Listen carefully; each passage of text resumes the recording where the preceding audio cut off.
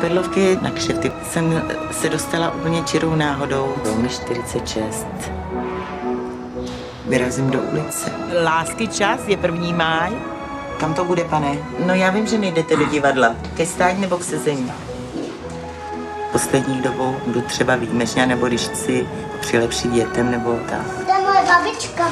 Že jo, babi? Asi 28 mu bylo. Já říkám, proč jsi nevybral, když jsou tam mladý holky. A on říká, že si radši vybírá starší.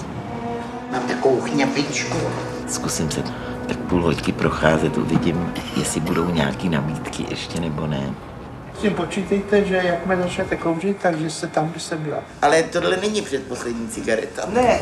Předposlední cigareta žaluje, že nevděk světem chodí.